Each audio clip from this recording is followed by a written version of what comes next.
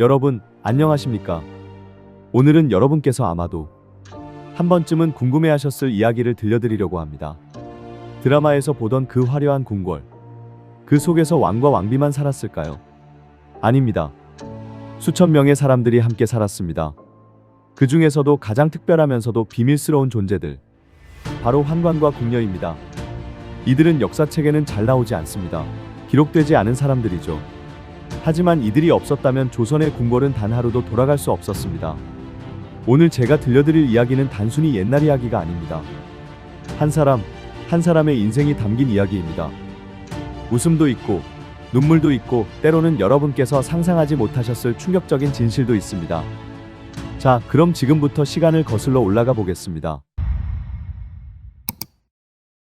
조선시대 궁궐 담장 너머, 아무도 들여다보지 못했던 그 세계 속으로 함께 들어가 보시겠습니까? 먼저 환관 이야기부터 시작해 보겠습니다. 여러분, 혹시 환관이 어떻게 만들어지는지 아십니까? 드라마에서는 이 부분을 거의 다루지 않습니다. 너무 잔인하니까요. 조선시대의 환관이 되는 방법은 크게 두 가지였습니다. 첫 번째는 자궁, 즉 스스로 거세를 하는 경우입니다. 아니, 누가 미쳐서 스스로? 라고 생각하실 겁니다. 하지만 당시 가난한 집안에서는 이것이 유일한 출세의 길이었습니다. 1600년대 후반 기록을 보면 한양 종로 뒷골목에는 도자장이라 불리는 사람들이 있었습니다. 이들은 것의 수술을 전문으로 하는 사람들이었죠. 수술비는 쌀 2가마니 정도였다고 합니다.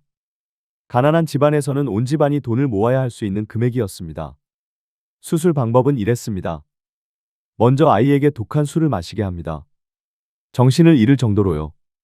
그리고 뜨겁게 달군 칼로. 여기서 자세한 설명은 생략하겠습니다. 다만 이것만은 말씀드리죠. 100명 중 30명은 이 과정에서 목숨을 잃었습니다. 살아남은 아이들은 100일간 특별한 방에서 지내야 했습니다. 감염을 막기 위해서죠. 이 기간 동안 매일 독한 한약을 먹어야 했고 온갖 고통을 견뎌야 했습니다. 두 번째 방법은 궁형을 받는 경우입니다. 이것은 형벌이었죠. 영모나 큰 죄를 지은 사람에게 내려지는 형벌 중 하나였습니다. 사형 다음으로 무거운 형벌이었습니다. 자, 이렇게 환관이 된 사람들은 어떻게 궁궐에 들어갔을까요? 먼저 내시부에서 시험을 봐야 했습니다. 네, 시험이 있었습니다. 글을 읽고 쓸 줄 알아야 했고 예절도 알아야 했습니다. 그리고 무엇보다 중요한 것은 추천서였습니다. 이미 궁궐에서 일하는 고위 환관의 추천이 있으면 훨씬 쉽게 들어갈 수 있었죠. 그래서 많은 부모들이 돈을 모아 고위 환관을 찾아가 뇌물을 바쳤습니다. 궁궐에 들어간 환관들은 처음에는 동자라는 가장 낮은 직급부터 시작했습니다. 이들이 하는 일은 무엇이었을까요? 청소, 심부름, 물 깃기, 불 피우기. 온갖 자비를 다했습니다. 새벽 4시에 일어나서 밤 10시가 넘어서야 잠자리에 들 수 있었죠. 나이 어린 아이들에게는 너무나 힘든 일이었습니다. 하지만 이들에게는 희망이 있었습니다. 열심히 일하고 윗사람 눈에 들면 승진할 수 있었으니까요. 궁궐 안의 환관 사회는 엄격한 계급 사회였습니다. 가장 높은 자리는 상선이었습니다. 이는 정삼품 관직으로 왕의 식사를 담당하는 최고 책임자였죠. 상선이 되면 양반들도 함부로 대하지 못했습니다. 아래로 별감, 대령, 체하 등 여러 단계가 있었습니다. 각 단계마다 하는 일이 달랐고 입는 옷 색깔도 달랐습니다. 특히 왕을 가까이서 모시는 근시환관은 특별한 존재였습니다. 이들은 왕의 침전에 드나들 수 있었고 왕의 일거수일투족을 알고 있었죠. 그래서 권력도 엄청났습니다. 조선 후기 기록을 보면 고위 환관들은 한양에 큰 저택을 가지고 있었고 노비도 수십 명씩 거느렸다고 합니다. 심지어 양반 집안보다 더 부유한 환관도 있었죠. 환관들은 일반 사람들과는 다른 독특한 문화를 만들어갔습니다. 먼저 양자 제도가 있었습니다. 환관은 자식을 가질 수 없었기에 대부분 양자를 들였습니다. 주로 친척 집 아들이나 가난한 집 아들을 데려왔죠. 그리고 그 아들도 환관으로 만들어 대를 이었습니다. 이렇게 해서 조선시대에는 환관 집안이라는 것이 생겨났습니다. 대대로 환관을 배출하는 집안이죠. 대표적으로 김씨 집안, 이씨 집안 등이 있었습니다. 또한 환관들끼리는 사제 관계를 맺었습니다. 선배 환관을 아버지처럼 모시고 선배는 후배를 아들처럼 돌봐줬습니다. 이런 관계가 환관 사회를 움직이는 큰 축이었습니다. 환관들은 또한 자신들만의 비밀 언어도 사용했습니다. 궁궐 밖사람들은 알아듣지 못하는 은어들이었죠. 예를 들어 왕을 가리킬 때 절대 왕이라고 하지 않고 특별한 암호를 사용했습니다. 하지만 화려한 겉모습과는 달리 환관들의 내면에는 깊은 상처가 있었습니다. 조선시대 문헌을 보면 많은 환관들이 우울증에 시달렸다고 합니다. 어떤 환관은 매일 밤술을 마시며 울었다고 하고 어떤 환관은 스스로 목숨을 끊기도 했습니다. 특히 힘들었던 것은 사회적 차별이었습니다. 아무리 높은 지위에 올라도 환관은 환관이었습니다. 양반들은 환관을 사람으로 대하지 않았습니다. 불완전한 존재, 반인반물이라고 불렀죠. 결혼도 할 수 없었습니다. 법으로 금지되어 있었거든요. 아무리 사랑하는 사람이 있어도 함께할 수 없었습니다.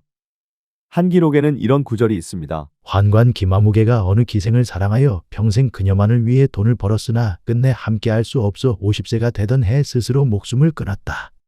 얼마나 가슴 아픈 이야기입니까? 그러나 조선시대 역사를 보면 엄청난 권력을 휘두른 환관들도 있었습니다. 대표적인 인물이 김처선입니다. 연산군 시대의 환관이었죠. 그는 연산군의 총애를 받아 나라의 모든 일을 좌지우지했습니다. 대신들도 김처선의 눈치를 봐야 했을 정도였습니다. 또 엄자치라는 환관도 있었습니다. 광해군 시대의 인물로 그는 실제로 정치를 움직였습니다. 인사권을 쥐고 있어서 양반들이 벼슬을 얻으려면 엄자치에게 뇌물을 바쳐야 했죠. 이런 환관들은 어떻게 그런 권력을 얻었을까요? 비밀은 왕과의 관계에 있었습니다. 환관은 왕의 가장 사적인 순간을 함께하는 사람들이었습니다. 왕이 잠을 잘 때도, 식사할 때도, 심지어 화장실에 갈 때도 함께 있었죠. 그러니 왕의 마음을 누구보다 잘 알 수 있었습니다. 왕이 언제 기분이 좋은지, 언제 화가 나 있는지, 무엇을 원하는지 모든 것을 알았죠. 영리한 환관들은 이것을 이용했습니다. 왕의 마음에 들기 위해 온갖 노력을 다했고 왕이 원하는 것을 미리 알아서 준비했습니다. 그러다 보니 왕도 그 환관을 신뢰하게 되었죠. 하지만 이런 권력은 매우 위험한 것이었습니다. 왕이 바뀌면 하루아침에 모든 것을 잃었으니까요. 실제로 많은 고위 환관들이 왕이 바뀐 후 귀양을 가거나 처형당했습니다. 이제 궁녀 이야기를 해보겠습니다. 궁녀는 어떻게 뽑혔을까요? 조선시대에는 궁녀 선발제도라는 것이 있었습니다. 보통 3년에 한 번씩 전국에서 어린 소녀들을 뽑았죠. 나이는 8세에서 12세 사이였습니다. 왜 이렇게 어렸을까요? 어릴 때부터 궁중 예절을 가르치기 위해서였습니다. 또 하나 더 현실적인 이유가 있었습니다. 어린 나이에 궁에 들어가야 바깥 세상의 기억이 적어서 평생 궁에서 살 수 있었으니까요. 선발 기준은 까다로웠습니다. 첫째, 외모가 아름다워야 했습니다. 얼굴이 예쁘고 키가 적당하고 몸매가 균형 있어야 했죠. 둘째, 집안이 깨끗해야 했습니다. 양반 집안은 아니더라도 중인 이상의 집안이어야 했습니다. 노비나 천민 집안에 따른 궁녀가 될 수 없었습니다. 셋째, 건강해야 했습니다. 병이 있거나 신체에 장애가 있으면 안 되었습니다. 넷째, 성품이 온순해야 했습니다. 성격이 급하거나 말이 많은 아이는 탈락했습니다. 선발 과정은 이랬습니다. 먼저 각 고을에서 1차 선발을 합니다. 조건에 맞는 소녀들을 추려내는 거죠. 그 다음 한양으로 올라와 2차 선발을 받습니다. 여기서는 의녀가 직접 몸을 검사했습니다. 3차 선발에서는 왕비나 대비 마마가 직접 소녀들을 봤습니다. 그리고 최종적으로 뽑힌 소녀들이 궁녀가 되는 겁니다. 그런데 여러분, 상상해 보십시오. 8살, 9살짜리 어린 소녀가 어느 날 집을 떠나야 한다면, 부모님과 헤어져야 한다면, 언제 다시 만날지도 모르는 상황이라면, 궁녀로 뽑힌 집안에서는 곡소리가 났다고 합니다. 마치 장례식장 같았다고 하죠. 왜냐하면 궁녀가 되면 평생 궁에서 살아야 했으니까요. 조선시대 기록을 보면 이런 장면이 나옵니다. 어미가 딸의 손을 잡고 통곡하되 그 울음소리가 길거리에까지 들렸다. 딸 또한 어미를 부르며 울었으나 관리들이 억지로 떼어내어 수레에 태웠다. 얼마나 가슴 아픈 장면입니까? 더 슬픈 것은 궁에 들어간 후에는 부모를 만날 수 없었다는 사실입니다. 특별한 경우에만 짧은 시간 만날 수 있었을 뿐입니다. 한 궁녀는 일기에 이렇게 썼습니다. 어머니의 얼굴이 어렴풋이 생각나지만 이제는 정확히 기억나지 않는다. 밤마다 꿈에서 어머니를 찾지만 깨어나면 텅 빈 방뿐이다. 궁에 들어온 어린 소녀들은 먼저 견습 궁녀가 됩니다. 이 기간이 보통 3년에서 5년 정도였습니다. 이 기간 동안 배워야 할 것이 정말 많았습니다. 먼저 궁중 예절을 배웁니다. 어떻게 걸어야 하는지, 어떻게 말해야 하는지, 어떻게 절해야 하는지 모든 것이 엄격한 규칙이 있었습니다. 예를 들어 궁녀는 절대 큰 소리를 내면 안 되었습니다. 걸을 때도 소리가 나지 않게 걸어야 했죠. 옷 스치는 소리조차 내면 안 되었습니다. 또 바느질을 배웁니다. 궁궐에서 사용하는 모든 옷과 이불, 보자기를 궁녀들이 만들었으니까요. 바느질 솜씨가 뛰어나면 승진하는 데 유리했습니다. 요리도 배웁니다. 왕과 왕비의 음식을 만드는 것은 궁녀들의 중요한 일이었습니다. 수백 가지 음식을 만드는 법을 외워야 했죠. 그 외에도 글쓰기, 그림 그리기, 악기 연주 등을 배웠습니다. 특히 영리한 궁녀는 한문도 배울 수 있었습니다. 하루 일과는 이랬습니다. 새벽 4시 기상, 세수, 옷 갈아입기 새벽 5시, 청소 시작 아침 7시, 아침 식사 15분 아침 8시 낮 12시, 각자 맡은 일 하기 낮 12시, 점심 식사 15분 낮 1시 저녁 6시, 각자 맡은 일 하기 저녁 6시, 저녁 식사 15분 저녁 7시 밤 9시, 교육시간 밤 9시, 취침. 거의 쉴 틈이 없었습니다. 그리고 모든 것이 감시 속에서 이루어졌습니다. 견습 기간이 끝나면 정식 궁녀가 됩니다. 그리고 어느 부서에 배치될지 결정되는데 이것이 평생의 운명을 좌우했습니다. 궁녀는 크게 내명부 궁녀와 잡직 궁녀로 나뉩니다. 내명부 궁녀는 왕비나 왕족을 직접 모시는 궁녀입니다.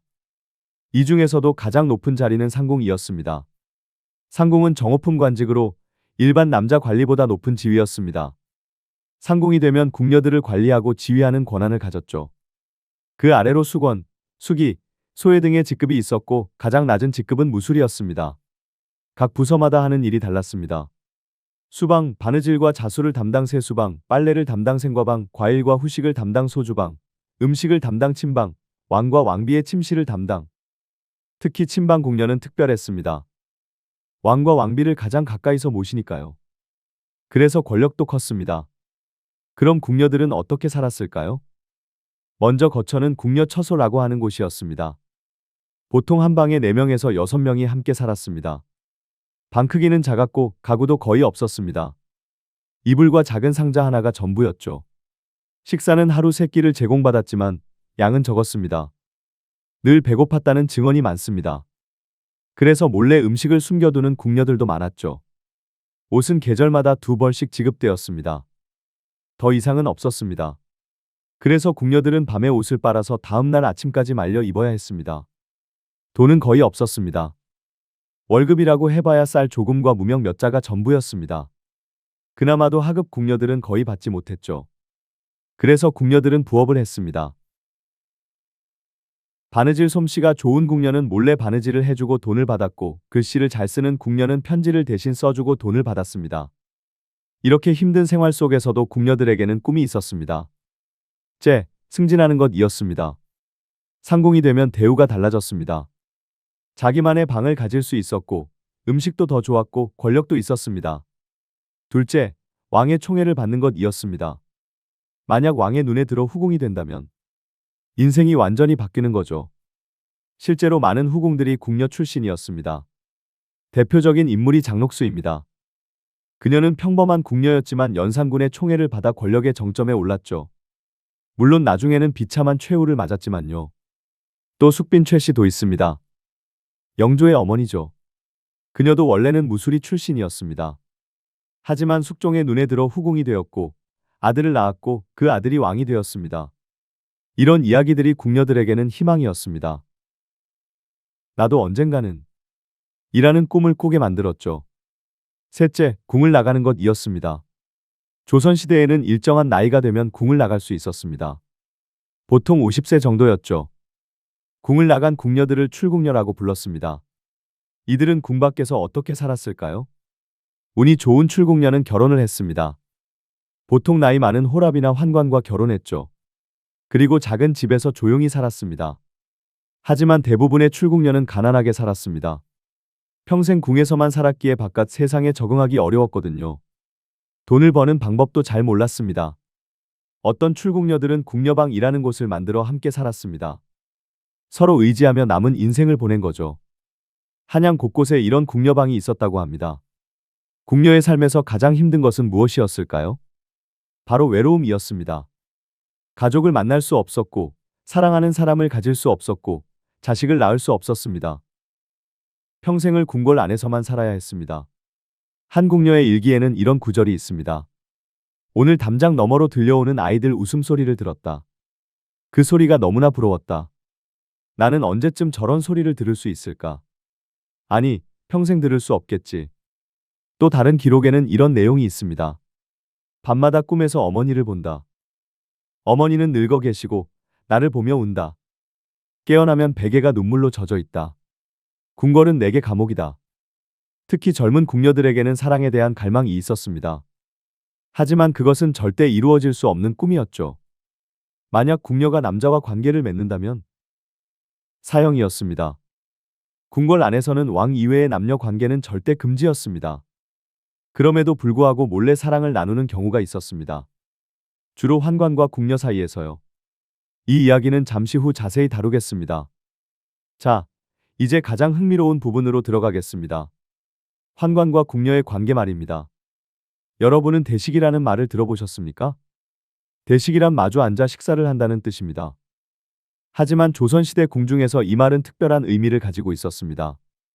환관과 궁녀가 부부처럼 지내는 관계를 의미했던 것이죠. 아니, 환관이 어떻게 궁녀와?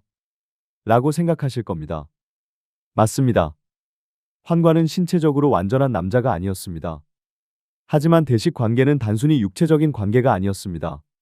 대식은 정신적 동반자 관계였습니다. 궁궐 안에서 환관과 궁녀는 가장 외로운 존재들이었습니다. 가족도 없고 사랑도 할 수 없고 평생을 궁궐 안에서만 살아야 했죠. 이런 사람들이 서로 의지하며 살아간 것이 대식 관계였습니다.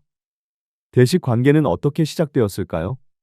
보통은 오랜 시간 함께 일하면서 자연스럽게 가까워집니다. 환관과 궁녀는 같은 부서에서 일하는 경우가 많았거든요. 처음에는 업무상 대화를 나누다가 점점 개인적인 이야기를 하게 됩니다.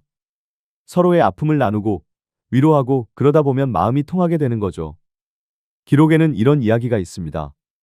환관 바가무게와 궁녀 기마무게가 밤마다 담장 너머로 이야기를 나누었다. 처음에는 그저 말벗이었으나 점차 서로를 아끼게 되었고 마침내 대식을 맺기로 하였다. 대식을 맺을 때는 나름의 의식이 있었습니다. 둘만 아는 조용한 장소에서 간단한 음식을 나누며 서로에게 평생 의지하겠다고 약속했습니다. 그리고 작은 선물을 교환했죠. 주로 자신이 직접 만든 물건이었습니다. 환관은 궁녀에게 자신이 깎은 비녀나 놀이개를 주었고 궁녀는 환관에게 자신이 수놓은 주머니나 손수건을 주었습니다. 이것으로 둘은 공식적으로 물론 비공식적이지만 대식 관계가 되는 겁니다. 대식을 맺은 환관과 궁녀는 어떻게 지냈을까요? 낮에는 각자 일을 했습니다. 서로 눈에 띄게 가까이 지내면 의심받을 수 있었으니까요. 하지만 은밀한 눈빛을 주고받거나 지나가며 작은 쪽지를 전하기도 했습니다. 밤이 되면 상황이 달랐습니다. 물론 함께 지낼 수는 없었습니다. 환관과 궁녀의 처소가 따로 있었으니까요. 하지만 몰래 만날 수 있는 장소가 있었습니다. 주로 후원의 정자나 빈 창고, 인적 없는 복도 같은 곳이었습니다. 거기서 짧은 시간이라도 함께 있었습니다. 무엇을 했을까요? 그저 이야기를 나누었습니다. 오늘 있었던 일, 힘들었던 일, 앞으로의 걱정. 서로의 이야기를 들어주는 것만으로도 큰 위로가 되었습니다. 때로는 함께 달을 보거나 별을 보거나 꽃을 보았습니다. 그리고 언젠가 이 궁궐을 나가면 저 산 아래 작은 집에서 살자. 는 꿈을 이야기했습니다. 물론 이루어질 수 없는 꿈이라는 것을 둘 다 알고 있었습니다. 하지만 그런 꿈을 꾸는 것만으로도 살아갈 힘이 생겼습니다.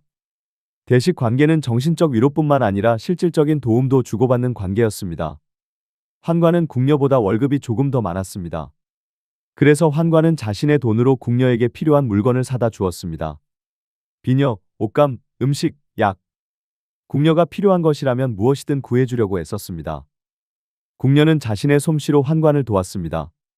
환관의 옷을 수선해주고 음식을 만들어주고 아플 때 간호해 주었습니다. 한 기록에는 이런 감동적인 이야기가 있습니다. 환관 이하무개가 큰 병에 걸려 누웠을 때 대식 관계인 궁녀 바가무개가 매일 밤몰래 찾아와 간호하였다. 그녀는 자신의 식사를 굶으면서까지 약을 구해 먹였고 덕분에 환관은 회복할 수 있었다. 하지만 대식 관계는 매우 위험했습니다. 식적으로는 금지되어 있었거든요. 조선의 법률에는 환관과 궁녀가 사통하면 사형에 처한다. 는 조항이 있었습니다. 물론 대식은 사통과는 다른 것이었습니다. 하지만 관리들은 대식도 사통과 같은 것으로 간주했습니다. 그래서 발각되면 큰일이었습니다. 1637년의 기록을 보면 환관 한 명과 궁녀 한 명이 대식 관계를 맺은 것이 발각되어 신문을 받았습니다. 다행히 육체적 관계는 없었다고 밝혀져서 사형은 면했지만 환관은 먼 섬으로 유배되었고 궁녀는 궁에서 쫓겨났습니다. 더 비극적인 경우도 있었습니다. 1702년의 기록에는 이런 내용이 있습니다. 환관 김아무개와 궁녀 이아무개가 대식 관계였는데 다른 환관의 질투로 고발되었다. 조사 결과 두 사람이 몰래 만난 것은 사실이나 육체적 관계는 없었다. 그러나 왕은 궁중 기강을 바로잡기 위해 둘을 엄벌하라 명했다. 환관은 곤장 100대를 맞고 유배되었으며 궁녀는 곤장 80대를 맞고 평민으로 강등되어 쫓겨났다. 두 사람은 다시는 만날 수 없게 되었다. 얼마나 가슴 아픈 이야기입니까? 대식 관계 때문에 생기는 또 다른 문제는 질투였습니다. 환관이나 궁녀가 다른 사람과 가까이 지내면 대식 상대가 질투했습니다. 때로는 이것이 큰 다툼으로 번지기도 했습니다. 한 기록에는 이런 이야기가 있습니다. 궁녀 박아무개가 자신의 대식 상대인 환관 최아무개가 다른 궁녀와 이야기하는 것을 보고 크게 질투하여 그날 밤 몰래 그 궁녀를 찾아가 싸움을 벌였다. 소란이 커져서 상궁이 알게 되었고 결국 두 궁녀 모두 벌을 받았다. 또 어떤 경우는 삼각관계가 생기기도 했습니다. 한 환관을 두고 두 궁녀가 경쟁하거나 한 궁녀를 두고 두 환관이 다투는 일도 있었습니다. 이런 일이 생기면 궁중이 발칵 뒤집혔습니다. 하지만 모든 대식 관계가 불행한 것만은 아니었습니다. 평생 대식 관계를 유지하며 서로 의지하다가 함께 궁을 나가서 여생을 보낸 경우도 있었습니다. 특히 고위 환관과 고위 궁녀가 대식 관계를 맺으면 비교적 안전했습니다. 권력이 있었기 때문에 다른 사람들이 함부로 고발하지 못했죠. 1800년대 초의 기록을 보면 이런 아름다운 이야기가 있습니다. 상선 고위 환관 김아무개와 상궁 고위 궁녀 이아무개가 30년간 대식 관계를 유지했다. 둘은 궁중에서 가장 모범적인 관계로 알려져 있었다. 나이 들어 함께 궁을 나간 후 한양 외곽에 작은 집을 마련하여 여생을 함께 보냈다. 김아무개가 죽자 이아무개가 3년상을 치렀고 2년 후 이아무개도 세상을 떠났다. 두 사람은 같은 묘역에 묻혔다. 이런 이야기를 읽으면 가슴이 뭉클해집니다. 온갖 역경 속에서도 서로를 지킨 사랑이었으니까요. 대식이 조선시대 궁중사회에서 가지는 의미는 무엇이었을까요? 그것은 인간의 기본적인 욕구를 보여줍니다. 사람은 누구나 사랑받고 싶고 누군가와 함께하고 싶고 외롭지 않고 싶습니다. 환관과 궁녀는 그 모든 것을 포기해야 하는 사람들이었습니다. 하지만 그들도 사람이었습니다. 그래서 자신들만의 방식으로 사랑을 찾았던 것입니다. 물론 법으로는 금지되어 있었습니다. 사회적으로도 인정받지 못했습니다. 하지만 그들에게는 그것이 살아가는 이유였습니다. 한 궁녀의 일기에는 이런 구절이 있습니다. 나에게 그분이 없었다면 나는 이 긴 세월을 어떻게 견뎠을까? 그분은 내 유일한 위로이고 내 유일한 희망이다. 비록 세상이 우리를 인정하지 않아도 우리는 서로를 알고 있다. 그것으로 충분하다. 환관과 궁녀는 왕실의 가장 은밀한 비밀을 알고 있는 사람들이었습니다. 왕의 건강 상태, 왕비와의 관계, 후궁들 사이의 갈등, 대신들의 뒷거래. 모든 것을 보고 듣고 알았습니다. 특히 왕의 침실을 담당하는 친방 궁녀와 근시 환관은 왕의 가장 사적인 부분까지 알고 있었습니다. 예를 들어 왕이 어느 후궁을 총애하는지, 왕비와 사이가 좋은지 나쁜지, 왕의 건강에 문제가 있는지. 이런 정보들은 엄청난 가치가 있었습니다. 그래서 대신들이나 외척들은 환관과 궁녀에게 뇌물을 주고 정보를 얻으려고 했습니다. 한 기록에는 이런 내용이 있습니다. 영의정 김아무개가 친방 상궁에게 비단 10필과 은자 100냥을 주며 왕의 건강 상태를 물었다. 상궁은 처음에는 거절했으나 결국 돈에 넘어가 왕이 요즘 두통으로 고생하고 있다는 사실을 알려주었다. 이런 정보 하나가 정치적으로 큰 영향을 미칠 수 있었습니다. 환관과 궁녀는 때로는 정치적 암투의 도구로 이용되기도 했습니다. 예를 들어 어느 후궁이 왕의 총애를 받으려고 할 때 그 후궁은 먼저 환관과 궁녀를 자기 편으로 만들어야 했습니다. 환관과 궁녀가 왕에게 자신의 좋은 점을 은근히 말해주면 효과가 있었거든요. 반대로 경쟁 상대를 제거하려고 할 때도 환관과 궁녀를 이용했습니다. 거짓 소문을 퍼뜨리거나 증거를 조작하는 일을 시켰죠. 조선 중기의 임목대비와 김계시 사건이 대표적입니다. 광해군 시대에 김계시라는 궁녀가 있었습니다. 그녀는 광해군의 총애를 받는 궁녀였는데 엄청난 권력을 가지고 있었습니다. 김계시는 임목대비를 제거하려는 광해군을 도왔습니다. 임목대비에게 불리한 증언을 만들어내고 거짓 증거를 만들었습니다. 결국 임목대비는 서궁에 유폐되었고 김계시는 더 큰 권력을 얻었습니다. 하지만 인조반정 후 김계시는 처형되었습니다. 권력을 가진 환관이나 궁녀의 최후는 대부분 비극적이었습니다. 왕이 바뀌면 이전 왕을 모시던 환관과 궁녀는 위험했습니다. 새로운 왕은 이들을 신뢰하지 않았고 오히려 위협으로 여겼습니다.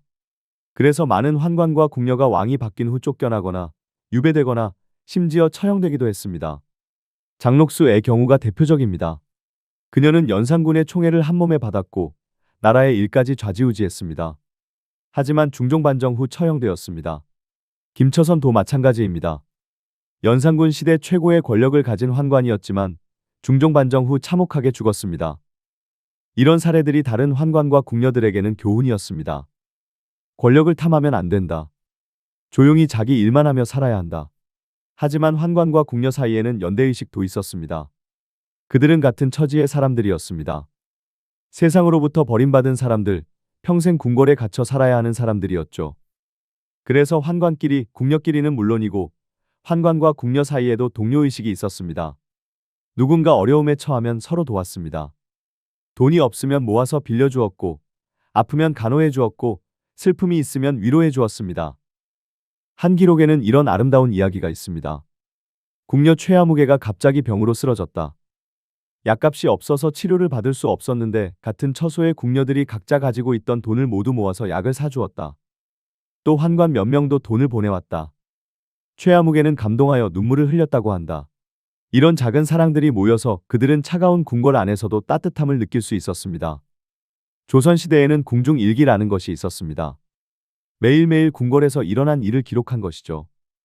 이 일기를 쓴 사람이 바로 환관과 궁녀였습니다. 특히 승정원 일기는 환관들이 썼습니다. 왕의 하루 일과 왕이 만난 사람, 왕이 내린 명령. 모든 것이 기록되어 있습니다. 또 궁중발기라는 것도 있었습니다. 궁중 행사가 있을 때마다 작성하는 보고서였는데 이것도 환관과 궁녀가 썼습니다. 이런 기록들 덕분에 우리는 오늘날 조선시대 궁궐의 생활을 알 수 있습니다. 그런데 재미있는 것은 이런 공식 기록 외에 개인 일기를 쓴 환관과 궁녀도 있었다는 것입니다. 물론 많이 남아있지는 않습니다. 대부분 죽을 때 태워버렸거든요. 혹시라도 누군가에게 화가 미칠까 봐요. 하지만 몇몇은 우연히 발견되었습니다. 그리고 그 일기들은 우리에게 궁중 생활의 진짜 모습을 보여줍니다. 궁녀의 일기에는 이런 내용이 있습니다. 오늘은 아주 슬픈 일이 있었다. 함께 일하던 동료 궁녀가 갑자기 죽었다. 나이가 겨우 25이었는데 의녀가 말하기를 오래 병을 앓았지만 말하지 않았다고 한다. 치료받을 돈이 없어서였을 것이다. 나는 오늘 밤 울었다. 우리는 왜 이렇게 살아야 하는가? 이런 기록을 읽으면 그들의 삶이 얼마나 힘들었는지 실감하게 됩니다. 그렇다면 궁궐 박사람들은 환관과 궁녀를 어떻게 생각했을까요? 일반 백성들에게 환관과 궁녀는 신비로운 존재였습니다. 궁궐은 절대 들어갈 수 없는 곳이었고 그 안에 사는 사람들은 다른 세상 사람 같았으니까요. 어떤 사람들은 부러워했습니다. 궁궐에서 살면 좋은 음식 먹고 좋은 옷 입고 편하게 살겠지 라고 생각했죠. 하지만 실제로는 전혀 그렇지 않았습니다. 오히려 일반 백성보다 더 힘든 삶을 살았습니다. 양반들은 환관과 궁녀를 깔보았습니다. 불완전한 존재, 천한 사람들이라고 생각했죠. 아무리 높은 지위에 올라도 양반보다 아래로 봤습니다. 한 양반의 일기에는 이런 내용이 있습니다. 오늘 대궐에 들어갔다가 상선을 만났다. 그가 나에게 인사를 청하기에 가볍게 받아주었다. 비록 그가 정삼품이라 하나 환관일 뿐이니 내가 예를 갖출 필요는 없다. 이런 차별 때문에 환관과 궁녀는 더욱 외롭고 고통스러웠습니다. 조선 후기로 가면서 환관과 궁녀의 지위에 조금씩 변화가 있었습니다. 먼저 수가 줄어들었습니다. 조선 초기에는 환관이 1000명, 궁녀가 2000명 정도였는데 후기에는 환관이 200명, 궁녀가 600명 정도로 줄었습니다. 나라의 재정이 어려워지면서 궁궐에서 일하는 사람을 줄였기 때문입니다. 또 지위가 조금 높아졌습니다. 특히 고위 환관과 상공은 상당한 존중을 받게 되었습니다. 왕실에 오래 봉사한 공로를 인정받은 것이죠. 1900년대 초 조선 말기에는 일부 환관과 궁녀가 연금을 받기도 했습니다.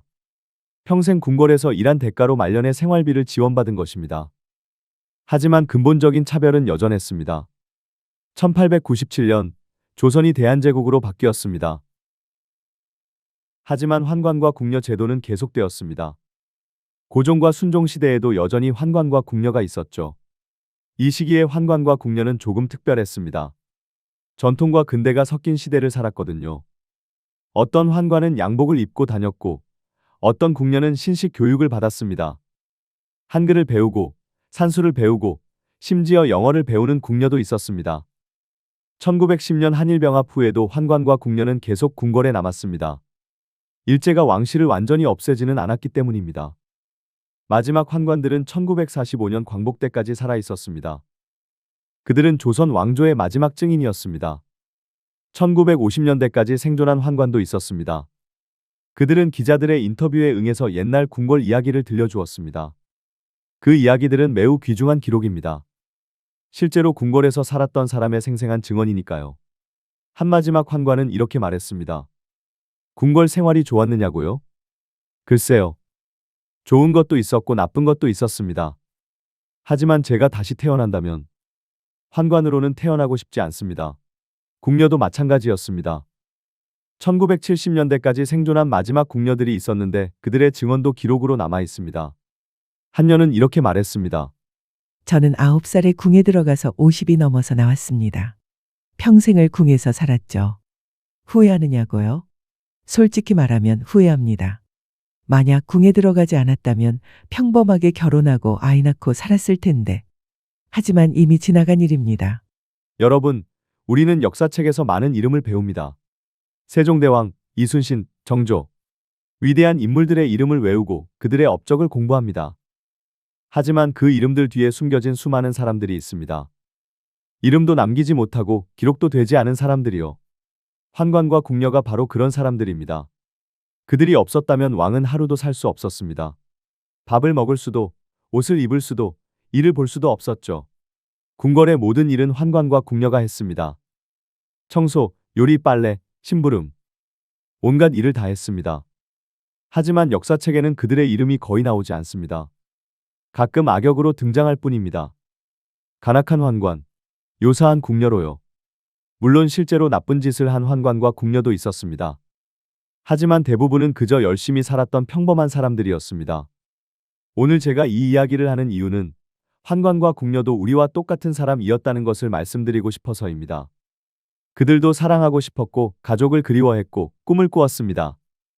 그들도 배고프면 밥을 먹고 싶었고 아프면 치료받고 싶었고 외로우면 누군가와 함께하고 싶었습니다. 하지만 신분 때문에, 제도 때문에 그 모든 것을 포기해야 했습니다.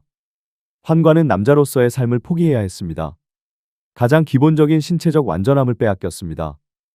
궁녀는 여자로서의 삶을 포기해야 했습니다.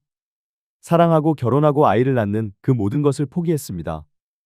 그들은 왜 그런 선택을 했을까요? 아니, 선택이 아니었죠. 어쩔 수 없는 상황이었습니다. 가난 때문에, 신분 때문에 살기 위해서 그렇게 할 수밖에 없었습니다. 오늘날의 시각으로 보면 환관과 궁녀 제도는 분명히 잘못된 것이었습니다. 사람의 몸을 훼손하고 사람의 자유를 빼앗고 평생을 감금하는 제도였으니까요. 하지만 그것이 당시의 현실이었습니다. 그 시대에는 그것이 당연한 것으로 여겨졌습니다. 우리는 그 시대를 비난할 수는 있습니다. 하지만 그 시대를 살았던 사람들을 비난할 수는 없습니다. 그들은 그저 주어진 환경에서 최선을 다해 살았을 뿐입니다. 어떤 환관은 왕을 충성스럽게 모셨고 어떤 궁녀는 왕실을 위해 평생을 바쳤습니다. 그들 중 일부는 권력을 탐했고 일부는 나쁜 일을 했습니다. 하지만 그것은 환관과 궁녀이기 때문이 아니라 사람이기 때문입니다. 권력 앞에서 흔들리는 것, 욕심을 부리는 것, 그것은 인간의 본성입니다. 양반도, 대신도, 심지어 왕도 마찬가지였습니다. 특히 환관과 궁녀의 대식 관계는 우리에게 큰 교훈을 줍니다. 그것은 사랑은 형태가 다양하다는 것입니다. 우리가 흔히 생각하는 사랑은 남녀 간의 연애, 결혼, 가정입니다. 하지만 사랑은 그것만이 아닙니다. 동료애도 사랑이고, 우정도 사랑이고, 서로 의지하는 것도 사랑입니다. 환관과 궁녀의 대식은 우리가 생각하는 전형적인 사랑이 아니었습니다. 하지만 그것은 분명히 사랑이었습니다. 서로를 아끼고, 서로를 위로하고, 서로를 지키는 것. 그것이 사랑 아니겠습니까? 또 하나, 대식 관계는 인간의 강인함을 보여줍니다. 아무리 힘든 환경에서도, 아무리 절망적인 상황에서도 사람은 희망을 찾습니다. 사람은 사랑을 찾습니다. 환관과 궁녀는 모든 것을 빼앗긴 사람들이었습니다. 하지만 그들은 서로에게서 희망을 찾았습니다. 그것이 인간의 아름다움이 아닐까요? 조선시대는 끝났지만 환관과 궁녀의 흔적은 여전히 남아 있습니다. 먼저 언어에 남아 있습니다. 상궁이라는 말을 아직도 사용하지 않습니까? 나이 든 여성을 높여 부르는 말로요. 나인, 도 궁녀를 가리키던 말이었는데 지금도 가끔 사용됩니다. 내시, 라는 말도 환관을 가리키던 말인데 지금은 다른 의미로 사용되기도 합니다. 또 문화에도 남아 있습니다.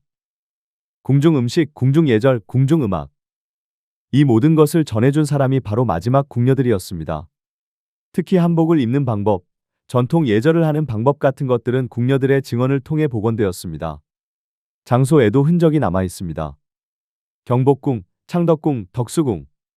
이런 궁궐들은 지금도 남아 있습니다. 그리고 그 안에는 환관과 궁녀가 살던 곳이 있습니다. 창덕궁에 가면 궁녀처소라고 표시된 건물을 볼 수 있습니다. 작고 초라한 건물입니다. 그 좁은 공간에서 수십 명의 궁녀가 함께 살았습니다. 그곳을 보면 그들의 삶이 얼마나 힘들었는지 조금이나마 느낄 수 있습니다. 요즘 사극 드라마를 보면 환관과 궁녀가 자주 나옵니다. 하지만 드라마는 드라마일 뿐입니다. 실제와는 많이 다릅니다. 드라마에서 환관은 대부분 권력을 가진 악역으로 나옵니다. 왕을 조종하고 정치를 좌지우지하는 존재로 그려지죠. 물론 그런 환관도 있었습니다. 하지만 극소수였습니다. 대부분의 환관은 그저 묵묵히 일하는 사람들이었습니다. 드라마에서 궁녀는 아름답고 똑똑한 여성으로 나옵니다. 왕의 사랑을 받고 출세하는 모습으로 그려지죠. 이것도 극소수의 이야기입니다. 대부분의 궁녀는 평생 낮은 지위에서 일만 하다가 늙었습니다. 드라마에서 환관과 궁녀의 사랑은 로맨틱하게 그려집니다. 아름다운 배경, 감동적인 음악과 함께요. 하지만 실제로는 훨씬 더 절박하고 더 비밀스럽고 더 위험한 것이었습니다. 그래도 드라마가 나쁜 것만은 아닙니다. 덕분에 많은 사람들이 환관과 궁녀에 대해 관심을 가지게 되었으니까요. 다만 우리는 드라마와 현실을 구분할 줄 알아야 합니다. 그렇다면 우리는 환관과 궁녀의 역사에서 무엇을 배울 수 있을까요?